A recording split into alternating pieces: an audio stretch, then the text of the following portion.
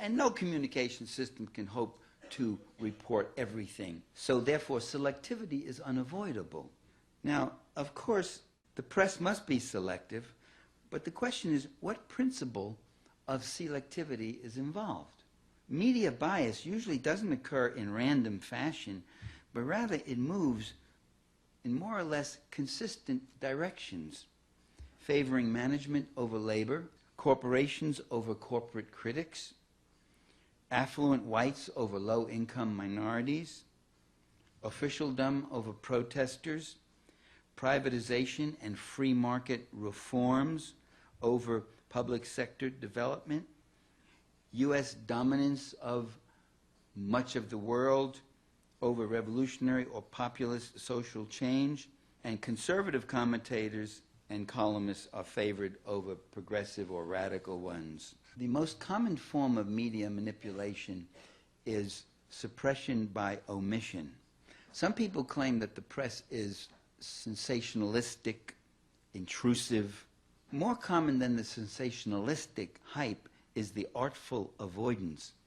Truly sensational stories tend to be downplayed or completely avoided, even ones of major import. Let's say the massacre of upwards of 1 million human beings in Indonesia back in 1968, was that? 65? 65, thank you. That wasn't even carried in the press. CIA directed and such, right?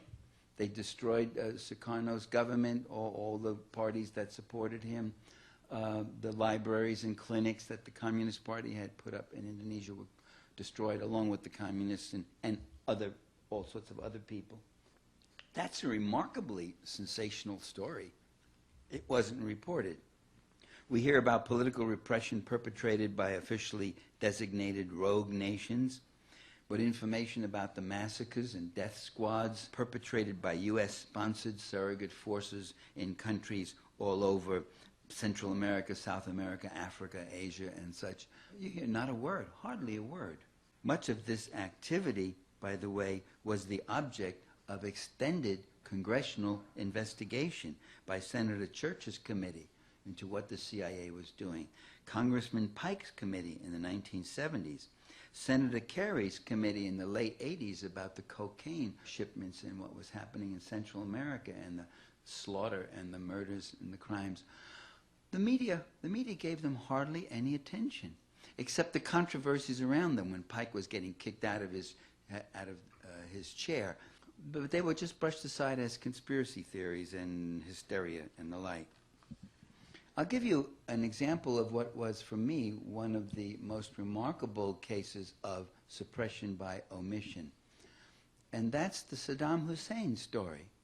That what we've heard for the last 5 years, what we've heard since '91, really, is that Saddam Hussein is a cruel and oppressive dictator, and the U.S. was going to overthrow him and bring in democracy.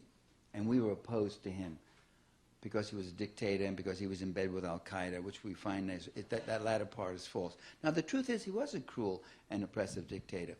What they always left out of all these stories, again and again and again, was the history of Saddam Hussein.